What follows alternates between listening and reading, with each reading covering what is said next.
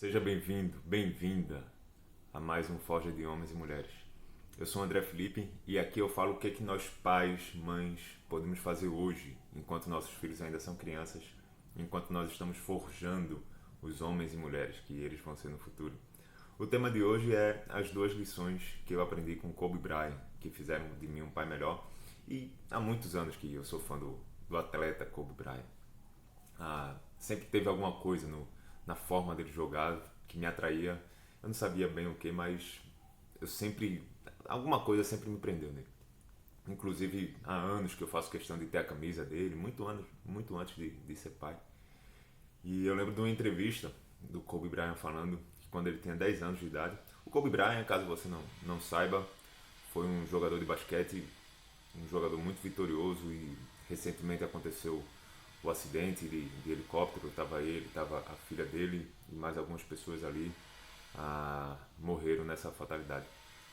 Então, nessa entrevista que eu estava falando, o Kobe Bryant estava dizendo como que com 10 anos de idade ele jogou uma temporada inteira e não marcou um único ponto. E um jogador de futebol, você, dependendo da posição, não fazer um gol, a gente entende, mas um jogador de basquete não fazer uma única cesta, e não foi em um jogo, foi em um campeonato inteiro. E o entrevistador perguntou para ele: poxa, mas como assim? Por que você não conseguiu fazer? Ele falou: porque eu era horrível, eu era um jogador muito ruim. Com 14 anos de idade, o Kobe Bryant já era o melhor jogador do estado, entre as escolas, de todas as idades. Então a escola vai até 17, e você sabe que de 17 para 14 já tem uma diferença grande no desenvolvimento do adolescente. 14 anos ele já era o melhor do estado. Ele saiu de 10 anos, 0 pontos no torneio inteiro, para 14 anos, melhor jogador do estado dentre as escolas. E o entrevistador perguntou para ele: como é que você conseguiu evoluir tanto em tão pouco tempo? Porque é um salto considerável. Ele falou: quando eu estava lá com os 10 anos que eu não marquei nenhum ponto, teve um dia que eu estava chorando, meu pai me deu um abraço e falou: filho, você pode marcar 0,60, para mim não faz diferença, eu vou te amar do mesmo jeito. E aquilo foi muito importante para mim. Isso o Kobe Bryant falando. Aquilo foi muito importante, me encheu de confiança, porque ali eu tinha uma base. Mas eu não quero nem saber, eu queria marcar os 60. E enquanto os garotos ali da idade dele treinavam 1 hora e meia, 2 vezes por semana, ele começou a treinar 2 a 3 horas por dia, todos os dias da semana. E ele até fala assim: faça as contas. É uma simples questão de matemática, faça as contas. Imagina isso acumulado em um ano. Imagina isso acumulado em 4 anos. Você dá um salto quando você se dispõe a trabalhar muito mais do que os seus competidores, no caso dele. E o Kobe Bryant não foi para a faculdade. O caminho normal do jogador seria o colégio, a faculdade e NBA. Ele foi do colégio direto para a NBA e jogou 20 anos pelo Lakers, se aposentou com 38 anos, uma carreira muito vitoriosa. Ele sem dúvida está entre os 15 melhores jogadores da história do basquete. Vários campeonatos, recordes, títulos. A um certo ponto da carreira dele, o Kobe Bryant começou a falar sobre a mentalidade Mamba. Que ele, nas palavras do Kobe Bryant, a mentalidade Mamba seria você tentar ser a sua melhor versão todos os dias. É cada dia você se melhorar um pouco, cada dia você tentar ser um pouco melhor. Não é que hoje eu tenho que ser minha melhor versão hoje, mas eu tenho que ser minha melhor versão com as condições de hoje, com o que eu tenho hoje, com o aprendizado que eu tenho hoje. Não é que hoje eu tenho que ser o meu melhor. É uma jornada, é uma missão infinita. Ele até fala isso: é uma missão infinita. É uma busca contínua por melhoria. Ele fala que a mentalidade Mamba é simples assim. Então, a partir daqui eu vou trazer as minhas impressões, os aprendizados que eu trouxe para a minha vida, não necessariamente o que está escrito no livro dele, mas para mim fica muito claro que a mentalidade Mamba é uma jornada, é um crescimento. Então isso quer dizer que eu tenho espaço para me tornar, assim como Kobe Bryant era um péssimo jogador lá com os 10 anos, que não marcou nenhum ponto, ele teve espaço para se tornar o melhor jogador. Tem espaço para aprendizado, para crescimento, para desenvolvimento, porque é uma jornada. O oposto disso é o que eu vou chamar de mentalidade de permanência. Seria algo fixo, algo imutável, que você não muda. Ou você é ou você não é. É uma dicotomia. Ou você é bom ou você é ruim. Ou você é talentoso ou você não é talentoso. Ou você é inteligente ou é burro, capaz ou incapaz. Então não existe espaço para transformação. Não existe espaço para você se tornar. Agora em fevereiro eu fui a Brasília para um treinamento e tinha uns momentos lá de perguntas e respostas e era curioso que o treinador respondia a gente com perguntas. Então a gente ficava de pé para poder fazer as perguntas e as perguntas que ele devolvia para a gente não eram perguntas simples, não eram perguntas fáceis de serem respondidas. E para mim ficou muito nítido como que muitas pessoas que estavam sentadas tinham dúvidas, mas elas não se levantavam para perguntar. Ou então na escola, o seu filho na escola, quando uma professora faz uma pergunta, será que ele pensa, poxa, eu não sei a resposta, eu não tenho certeza, eu acho que eu sei, eu não tenho certeza, mas se tiver errado, a professora vai me corrigir e aí eu vou aprender. Então é melhor que eu responda mesmo que eu erre. Será que ele pensa assim ou que ele simplesmente não responde? Imagina que se houvesse uma prova das mentalidades, da mentalidade mamba, da mentalidade de permanência, todo mundo sabe que o ser humano é capaz de aprender. Inclusive é uma característica da nossa espécie. A gente sabe que o ser humano é capaz de aprender, de se desenvolver e tudo isso. Mas então por que que as pessoas ficavam sentadas lá no treinamento que eu falei, que eu fui em Brasília? Elas pagaram para ir lá para aquele treinamento. Além de pagar com treinamento, pagaram com passagem, com hospedagem. Elas foram lá para aprender. E se todas sabem, se todo mundo tiraria 10, se todo mundo sabe que o ser humano é capaz de aprender, por que que eles não levantaram para fazer as perguntas dele? Por que que eles preferiram guardar as dúvidas? Por que que a maioria das crianças, e eu fui uma dessas crianças, não ousa responder a pergunta da professora? Isso é tão óbvio que a gente pode aprender. No meu caso, eu não respondi as perguntas, não era por vergonha, não era por timidez, era pelo medo do julgamento. Porque se eu errasse a resposta, eu seria julgado como burro. E é uma resposta, um momento. E ou você é ou você não é. Você percebe que é uma mentalidade de permanência?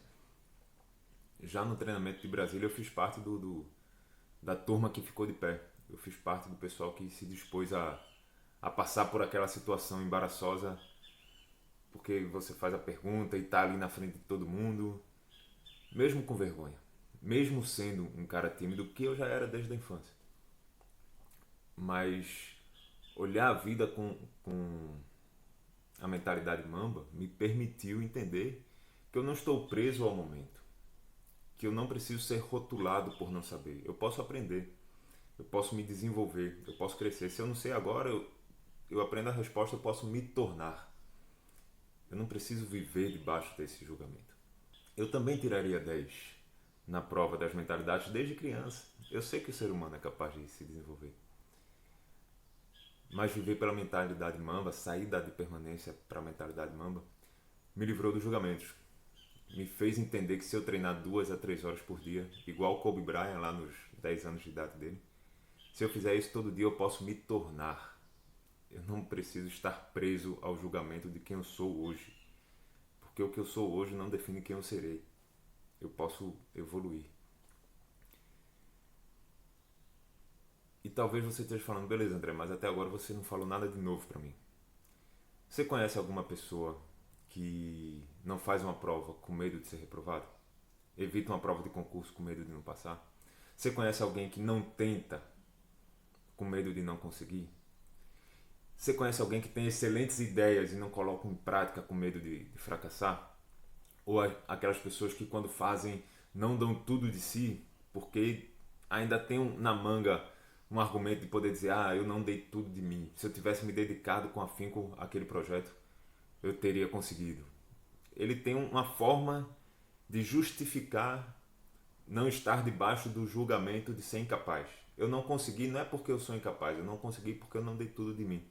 Mas talvez o que essas pessoas não percebam, apesar de saberem, apesar de tirar 10 na prova das mentalidades, que elas não percebem é que se ela não passa na prova do concurso agora, ela pode passar na próxima. E se ela encara a vida como uma jornada, ao invés de encarar a vida como algo pontual, algo permanente, ela fala, poxa, eu preciso fazer essa prova agora. Porque independente de eu ser aprovado ou reprovado, eu estou avançando na jornada. Essa prova vai me ajudar a chegar na aprovação. Poxa, eu preciso tentar e dar tudo de mim, porque eu posso não conseguir de imediato, eu posso ter 10, 20, 50, 100 fracassos, mas esses fracassos me ajudam a avançar na jornada. E eu vejo a vida como uma jornada. Até chegar à vitória, eu preciso passar por vários fracassos antes. Essa é a diferença de quem encara a vida com a visão de jornada e quem encara a vida com a visão pontual. Que um fracasso me determina como fracassado. Que uma reprovação me determina como burro. Que não conseguir me determina como incapaz. Seu filho tem vivido em qual mentalidade? Poxa, meu filho é criança. Você já consegue saber. Você já consegue perceber alguns traços. Se você quiser um testezinho, dá um quebra-cabeça facinho, facinho. Então, se seu filho tem 6 anos de idade, dá um quebra-cabeça de 2 anos para ele. E depois dá um de 8. Se ele desistir muito fácil do de 8, é porque talvez ele esteja preocupado de que aquele de 8 mostre que ele não é inteligente.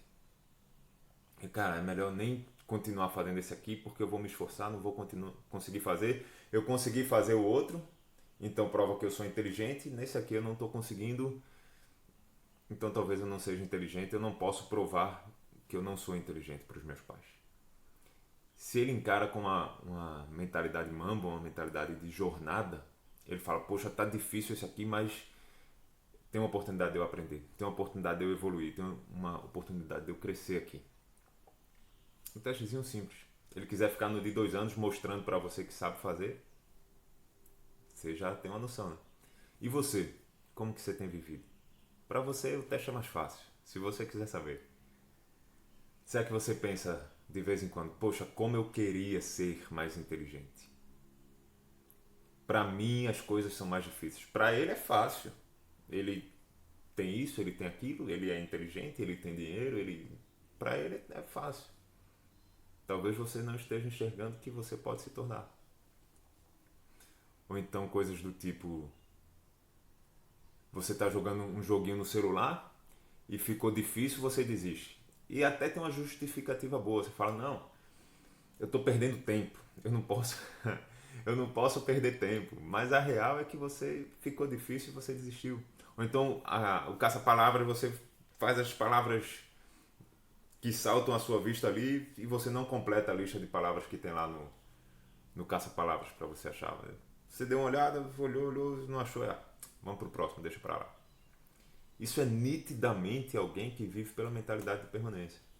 Muito nítido. Essas são as pessoas que vivem aquém do seu potencial. Porque elas desistem. Porque elas estão debaixo do julgamento de ser ou de não ser. Ou eu sou inteligente, ou eu sou burro. Ou eu sou capaz, ou eu sou incapaz. E é isso que faz as pessoas não se levantarem. Um dos motivos, existem outros, lógico. Não se levantarem lá no treinamento em Brasília, que faz os alunos não perguntarem para a professora ou não responderem sem ter a certeza.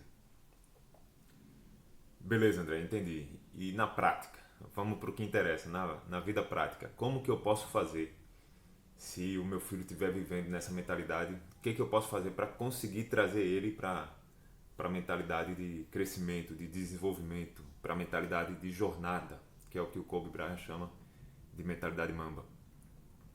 A Carol Dweck, no livro dela, o primeiro livro dela era Por que algumas pessoas fazem sucesso e outras fracassam, alguma coisa assim, não tenho certeza. E depois esse livro foi estendido e ganhou o título de Mindset.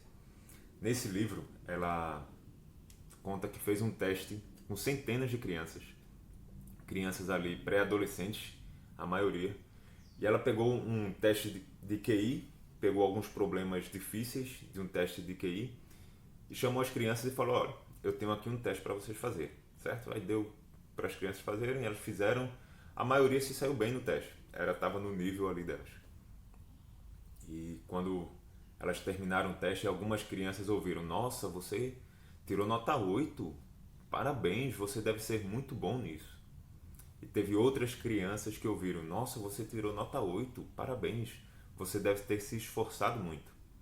Você consegue perceber que a diferença é sutil, mas uma exalta o ser e uma exalta o processo de se tornar? Você deve ser muito bom nisso. Ou você é bom ou você é ruim. Você deve ter se esforçado, ou seja, existe um esforço que faz eu conseguir ser. Você consegue perceber a diferença? Então esse foi o primeiro teste.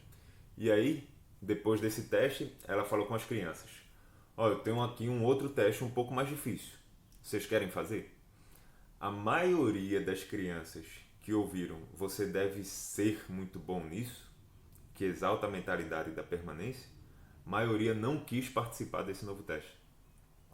E a maioria das crianças, 90% ela fala lá, 90% das crianças que ouviram você deve ter se esforçado muito, quiseram fazer esse teste mais difícil.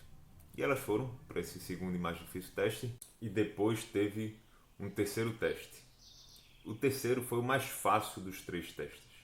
As crianças fizeram o terceiro teste e as que tinham ouvido lá no final do primeiro teste, você deve ser muito bom nisso, tiveram um desempenho mais fraco nesse terceiro e mais fácil teste do que as crianças que ouviram você deve ter se esforçado muito.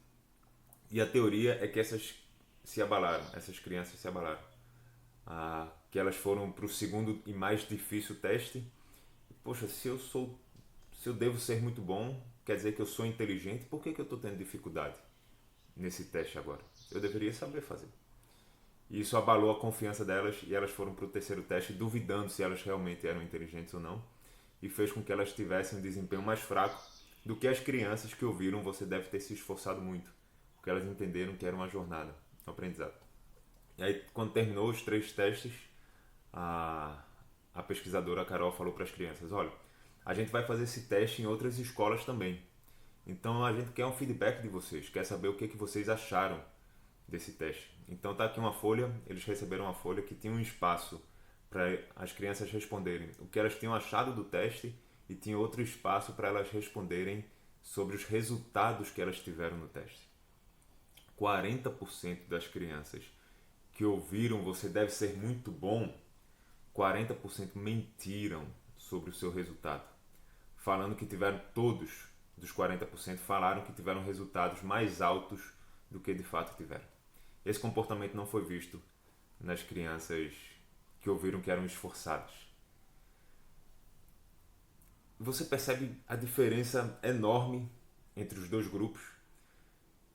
Eu achei até difícil de acreditar. Não fosse a validação científica do trabalho, a autoridade da escritora, se eu tivesse ouvindo isso pela internet eu não acreditaria. Então, se você é meio Caxias, assim, feito eu, no final eu vou deixar a referência do estudo. Mas uma diferença enorme por causa de um elogio, um único elogio, fez essas crianças tomarem esse rumo diferente. Imagina uma infância inteira ouvindo: você é especial, você é inteligente, você é bom, você é talentoso, você... Imagina uma infância inteira sendo rotulada. André, então quer dizer que eu não posso elogiar meu filho? Não posso dizer que ele é inteligente? Claro que pode. Mas fica aqui um pouco mais que eu vou dizer para você a melhor forma de você fazer isso. Um outro reflexo também que pode causar é a criança falar: eu sou inteligente, eu não preciso estudar. Eu sou bom, eu vou dar um jeito, eu não preciso fazer hora extra para terminar esse projeto, o que quer que seja. Eu sou talentoso, eu não preciso treinar mais. O Kobe Bryant conta que na escola, enquanto os garotos chegavam para o primeiro treino, que era às 7 da manhã, ele chegava na quadra às 5 da manhã para treinar. Se fosse para eu, André, escrever uma equação de sucesso ou inteligência, seria: sucesso é igual a talento vezes aprendizado. Sucesso é igual a talento vezes aprendizado. Sucesso para mim significa resultado. Sucesso, não estou falando de fama, dessas coisas, não. Estou dizendo de você ter resultado, de você alcançar o que você se propõe a fazer. Talento, esse você recebeu, ou você desenvolveu até os 3 anos, seja qual for a teoria que você prefira. Mas a essa altura da sua vida não tem muito mais o que fazer para desenvolver o seu talento. Nessa perspectiva aqui que eu estou colocando. Você tem o talento, você já recebeu a sua medida de talento. E existem talentos que você nem sabe que tem e que estão aí dentro de você. Aprendizado, eu pensei em colocar esforço aqui. Mas esforço sem aprendizado não é vão. Pessoa que se esforça, mas sem ser de forma direcionada, sem ser visando a evolução, esse esforço não vale a pena. Então saiba que é um aprendizado fruto do esforço. É um aprendizado fruto da dedicação, fruto do trabalho duro. Então sucesso ou inteligência. Inteligência é igual a talento. Talento aqui seria QI, vezes esforço, vezes aprendizado. Habilidade no para jogar basquete é igual a talento para jogar basquete, vezes o esforço, vezes o aprendizado que você teve ao longo dos anos. Essa seria a equação que eu faria. Então, como que eu faço para incentivar o meu filho? Poxa, talvez eu perceba que ele tem alguns traços ali da mentalidade de permanência. Como que eu faço para tirar ele ali da mentalidade de permanência e vir para a mentalidade mamba, para a mentalidade de crescimento? Primeira coisa que foi o que eu comecei a falar é o elogio. A forma como você elogia ele, sem querer, pode estar levando ele para a mentalidade de permanência. Ou você é inteligente ou não é. Por exemplo, seu filho chega com a nota 10, com a nota 9 em casa. Papai, tirei 10. Mãe, olha, tirei 9. Você pergunta, muito bem, filho, parabéns. Você sabe por que você tirou essa nota alta assim? É porque eu sou inteligente. Também, filho. Também porque você é inteligente. Mas o real motivo é porque você se esforçou, porque você estudou, porque você prestou atenção na aula, porque você fez os exercícios. O real motivo de você ter ido bem no jogo é porque você treinou, é porque você se dedicou, porque você treinava mais que os outros meninos, terminava o treino, você ficava lá batendo falta, fazendo cesta, você se aplicou na academia para ficar mais forte fisicamente, você deixou de jogar videogame e usou esse tempo para se desenvolver, você foi dormir no horário certo. Alguma coisa você tem que elogiar direcionado para o processo de evolução. Você tem que elogiar de uma forma que faça o seu filho enxergar que a vida é uma jornada, que a vida não é pontual. Ele pode tirar nota baixa e ser inteligente, sim. Ele pode tirar nota alta e não é porque ele é inteligente que ele tirou nota alta. Inclusive, inteligência é inerente à nossa espécie. Meu filho é especial, sim. Ele é especial para mim, porque é meu filho. Meu filho é talentoso, é inteligente, é desenrolado, é tudo isso. Mas eu sei que existem bilhões talentosos, inteligentes, capazes, tanto quanto e muitos mais inteligentes, capazes do que o meu filho. Porque é. Agora, ele é especial para mim porque é meu filho, eu sempre vou amá-lo, não importa o que aconteça. Então, quando você elogiar seu filho, elogie de uma forma que coloque em foco o processo, que coloque em foco a jornada de aprendizado, para que ele não fique na cabeça, ele não precise provar para você que ele é inteligente. E assim ele está livre dos julgamentos. Assim ele pode ficar de pé no treinamento para perguntar o que precisar perguntar. Assim ele pode dar a resposta para a professora com a mentalidade, poxa, não tenho certeza, mas se eu der a resposta errada ela vai me ensinar. E está tudo bem eu ser julgado, não tem problema, porque eu encaro a vida como um processo de aprendizagem. Eu estou livre desse julgamento. Então você está dizendo que talento não é importante, André? Não, de forma nenhuma. Talento é sim e muito importante. Inclusive eu incentivo que você ajude o seu filho a descobrir quais são os talentos dele. Eu incentivo que você também descubra quais são os seus talentos, caso você ainda não tenha descoberto. E você tem muitos talentos que às vezes você nem sabe que tem. Mas como eu falei, o foco não é o talento. Porque o talento você já tem, não tem como você aumentar ou diminuir a sua medida de talento. O foco para aumentar o sucesso é o esforço, é o aprendizado. É ali onde você tem que se dedicar. O talento é fixo. E então eu não estou falando aqui, muito cuidado para você não usar isso aqui como desculpa. Eu não vou tentar porque eu não tenho talento, então não vale a pena tentar. Você só vai saber se tem ou não talento vivendo o processo. Então determina um período de tempo. Você só vai saber se você insistir no processo. Determina, eu acho um ano um bom período para você fazer algo que você se propõe a fazer. No final de um ano você avalia se vale a pena você tentar ou não. No final de um ano talvez você já tenha a resposta se você tem ou não talento para aquilo. A história está repleta de casos. O Kobe Bryant que eu falei aqui, 0 pontos um torneio inteiro definitivamente é um sinal de que não se tem talento. Imagina se o pai dele não tivesse presente lá naquele momento e não incentivasse ele a viver pela mentalidade da jornada. Olha quanto o Kobe Bryant poderia viver abaixo da sua capacidade. Poderia viver numa fração do seu real potencial. Porque 0 pontos um torneio inteiro é definitivamente um forte sinal de que não se tem talento. Inclusive teve uma entrevista de um outro jogador falando sobre o Kobe. Eu esqueci o nome do outro jogador. Mas na época lá que o Lakers estava ganhando tudo, e aí eles estavam num dos jogos das finais, e o jogador falando, poxa, hoje é o jogo da final contra o Lakers, é o Lakers de Kobe e Shaquille O'Neal, que jogava com Kobe lá no Lakers. Então eu vou pra quadra agora à tarde e vou fazer 400 cestas. E depois vou voltar pro hotel, vou descansar pra noite jogar. E aí ele foi lá pra quadra. Quando chegou lá no ginásio, tava o Kobe Bryant já treinando. Ele conta que chegou lá, o Kobe Bryant já estava treinando, já estava suado lá. E ele, e aí Kobe, beleza e tal. E aí foi lá, treinou, fez lá, passou 1h30 lá treinando. E ficou totalmente focado e esqueceu completamente do Kobe Bryant. Quando ele terminou, que sentou, ele, caramba, o Kobe ainda tá treinando. Quando eu cheguei aqui, esse cara já estava suado e ele não estava fazendo movimentos preguiçosos. Ele estava fazendo movimentos de jogo, movimentos fortes. Eu vou ficar aqui para ver quanto tempo mais esse cara vai treinar. E aí ficou lá, ele conta que o Kobe ficou mais 20 ou 30 minutos, não lembro, treinando. E aí terminou, ele falou, beleza, né? E aí foram pro jogo à noite. Naquele jogo, numa das finais, o Kobe meteu 40 pontos no cara, no time, né? E terminou o jogo, ele falou, eu tenho que falar com esse cara, eu tenho que entender. Por que ele treina tanto assim? E ele falou, Kobe, por que você ficou tanto tempo treinando hoje à tarde lá? Ele disse que o Kobe Bryant respondeu, porque eu vi você chegando. Eu quero saber que eu não me importo com quão duro você esteja disposto a trabalhar. Mas eu quero deixar claro que eu estou disposto a trabalhar mais duro do que você. Não importa o quanto você é capaz de se dedicar, eu estou disposto a me dedicar mais do que você. Não entenda errado, eu não tenho raiva de você. Você me inspira a ser melhor. Você me inspira a buscar o melhor de mim.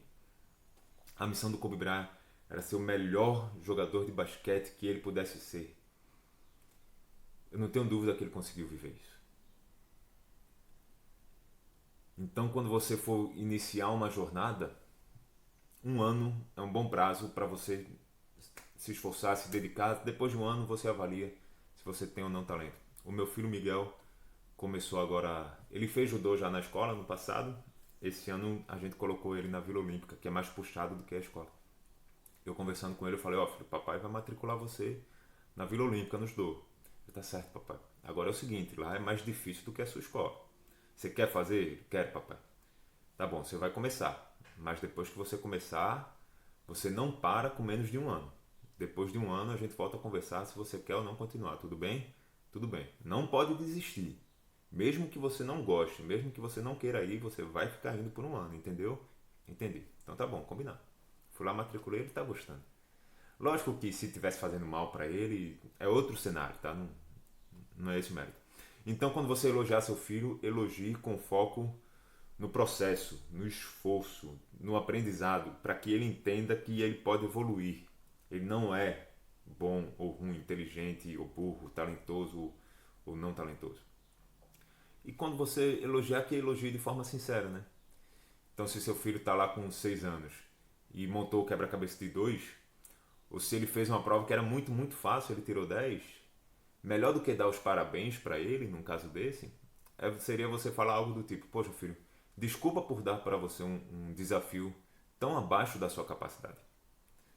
Você já passou muito do nível desse desafio, você está muito na frente. Eu vou dar para você um desafio que faça você aprender. Vou dar para você um desafio realmente que desafie você.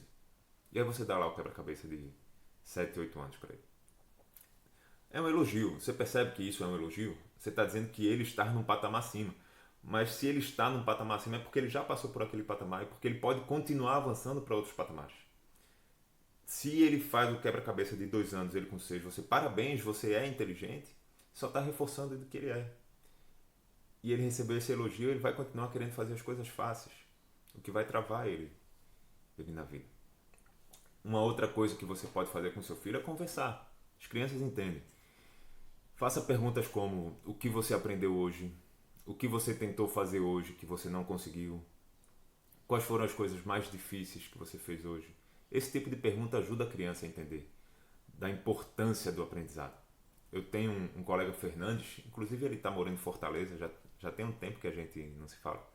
E ele me contou várias vezes uma história de um garoto que o pai ia colocar ele para dormir e todos os dias o pai perguntava para ele: filho, o que foi que você aprendeu hoje? Se o garoto falasse: não aprendi nada hoje, papai, o pai levava o menino lá na biblioteca da casa, pegava uma enciclopédia, abria em algum canto qualquer e ensinava alguma coisa para o menino, aleatório. E todos os dias o pai falava para o filho: filho, nunca vá dormir sem aprender nada. Todos os dias você precisa aprender alguma coisa.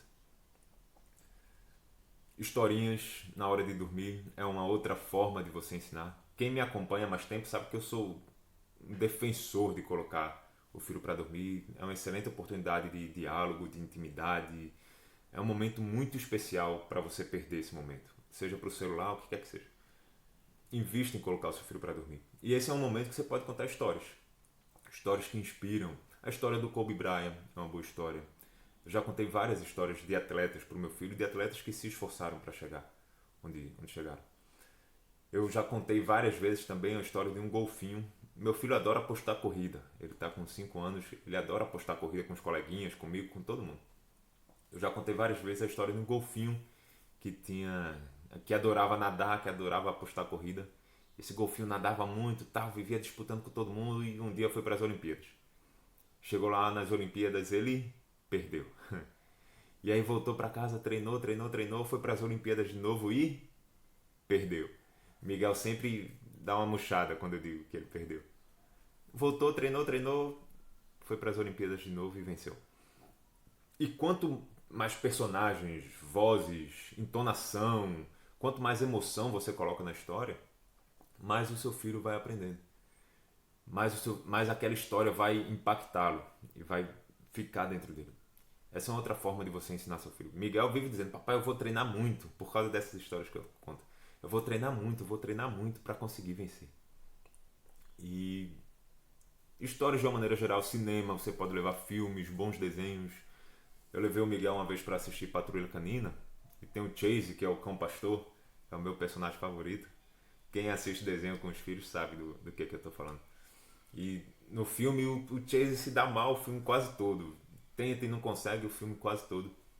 Mas ele constantemente repete, não só ele, como o Marshall, que é o Dálmata, os outros cachorros também, o Rocky, o Robo, vivem repetindo: se ficar difícil a gente não desiste, a gente tenta até conseguir. E o Miguel até hoje repete isso. Acho que tem 1 ano que a gente assistiu esse filme, até hoje ele repete isso. Então, se você faz essas coisas, se você está atento a esses pontos, é uma boa forma de você trazer o seu filho da mentalidade de permanência, da mentalidade pontual para uma mentalidade mamba, a mentalidade de jornada.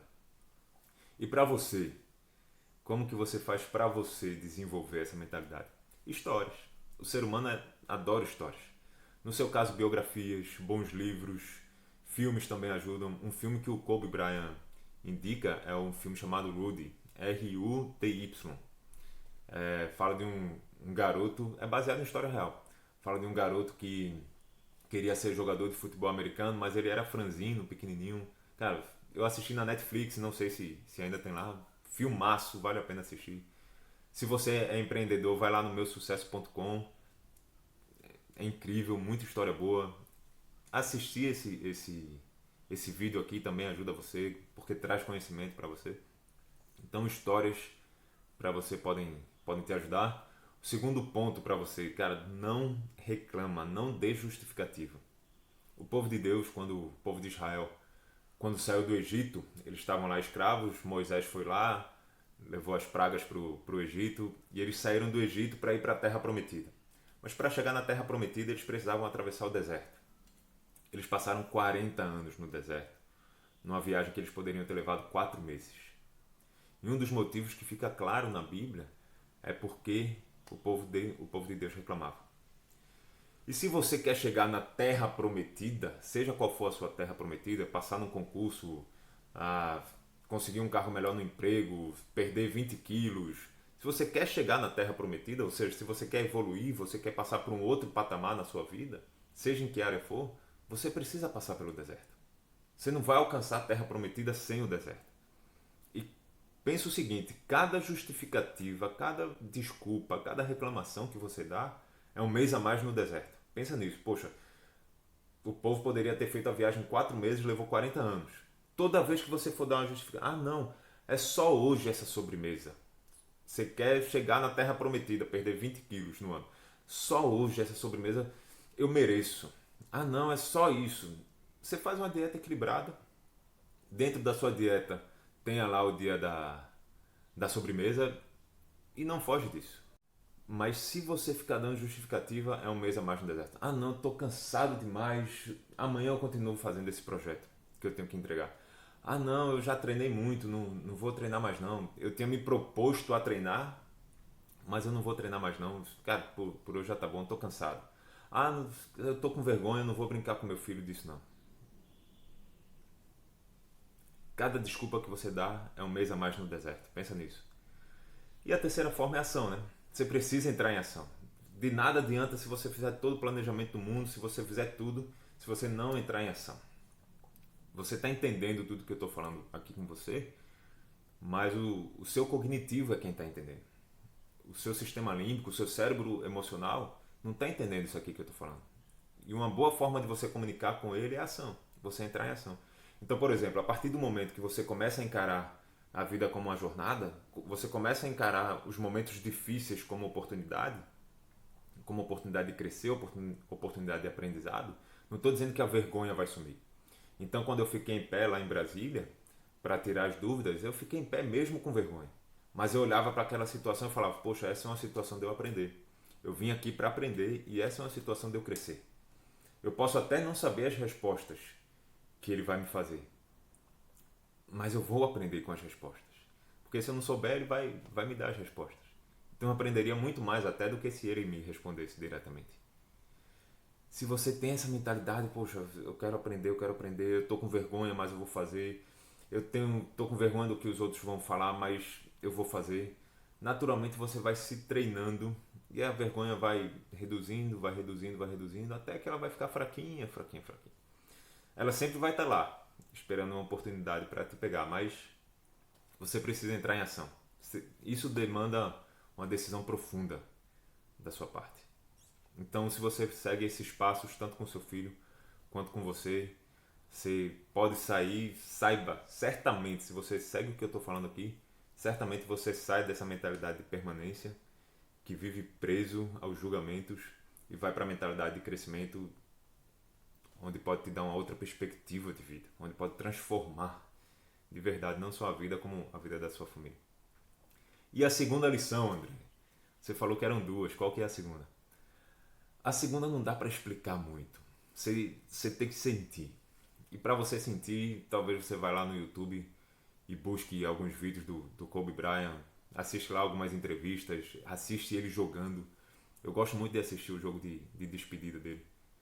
Que inclusive, curiosamente, o último jogo da carreira dele, ele marcou 60 pontos, o jogo de aposentadoria, que são os 60 pontos que o pai dele tinha dito lá na infância dele, né? Teve jogo que ele marcou mais, mas é bem legal essa marca da despedida dele. Mas é você viver, o Kobe Bryant vivia com uma paixão, não dá muito para explicar. Ele foi um cara que não se economizou, ele foi um cara que ele não fazia meia boca, ou ele dava o melhor de si, ou ele não fazia. Tem uma entrevista dele, ele já aposentado, que ele fala o seguinte: o que me deixa tranquilo, o fato de eu estar aposentado e estar tranquilo com a minha aposentadoria, é saber que eu fiz tudo que estava ao meu alcance para ser o melhor jogador de basquete que eu poderia ser. Eu fiz tudo que estava na minha mão fazer. São essas pessoas que às vezes exageram, que às vezes passam da conta, que às vezes se esforçam demais e querem que os outros venham junto, então às vezes são chatos, mas são essas pessoas que inspiram a gente também, ao mesmo tempo. São essas pessoas que vivem com a dedicação tão grande que nos atraem. Eu falei no início, eu não sabia porquê, mas o Kobe Bryant me atraía. Hoje eu sei que é por causa da forma como ele jogava, apaixonado. Inclusive na cerimônia do velório dele, os discursos dos jogadores, dos colegas, o discurso do Michael Jordan é um bom discurso que fala sobre isso. O discurso dos familiares exaltaram muito mais essa característica dele viver assim, do que os recordes que ele fez, do que as vitórias pontuais que ele teve, do que os 5 campeonatos que ele ganhou, o MVP ou qualquer coisa. Essa foi a característica mais falada que eu percebi na cerimônia do funeral lá do Kobe Bryant. São essas pessoas, às vezes taxadas de bitoladas, de fanáticas, mas que na verdade é porque elas querem dar tudo de si para conseguir aquilo. E isso não significa abandonar outras áreas da vida. Isso não significa focar só no trabalho, que é mais o que eu estou falando aqui. Mas significa dar o seu melhor no que você estiver fazendo no momento. Então, se é no trabalho, é dar o seu máximo no trabalho. Não é ficar no cafezinho, não é ficar na lanchonete enrolando, não é ficar trabalhando para não trabalhar, arrumando oportunidades de não trabalhar. Se é estar com seu filho, é estar com seu filho com tudo que você tem.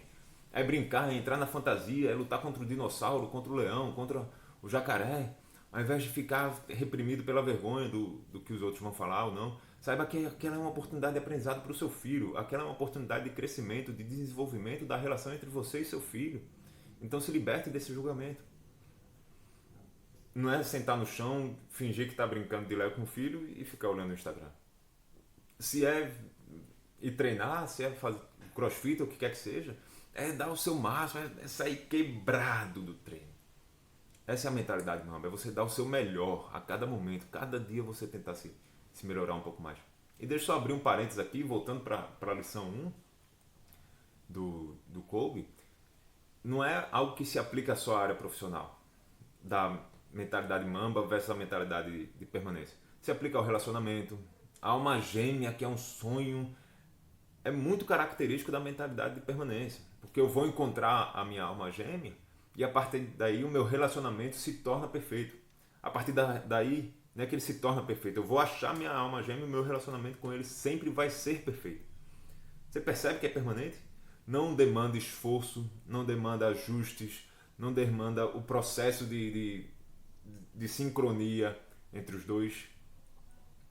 E a gente às vezes gasta muito mais esforço investindo em encontrar a alma gêmea para não precisar investir esforço no relacionamento, do que gasta esforço em desenvolver o relacionamento. Vale para relacionamentos, vale para a saúde, vale para todas as áreas da vida. É porque aqui eu falei um pouco mais sobre trabalho. Então, fechando parênteses, a segunda lição, essa lição de dar tudo de si, de não viver nos 60%, viver nos 100%, viver de propósito, viver com intenção. Ainda hoje eu assisto os vídeos do Kobe, ele jogando. Ainda hoje eu assisto os vídeos do Kobe, ele jogando, ele dando entrevistas, nos momentos que fica um pouco mais difícil para eu seguir na jornada que eu me propus. Ele continua me inspirando. Eu espero que daqui a 30 anos eu possa viver de tal forma que daqui a 30 anos meu filho seja capaz de olhar para mim e falar: poxa, meu pai errou várias vezes. Eu consigo perceber vários fracassos que meu pai teve. Quantas vezes ele exagerou, quantas vezes ele até foi teimoso, talvez. Poxa, quantas vezes ele perdeu a mão.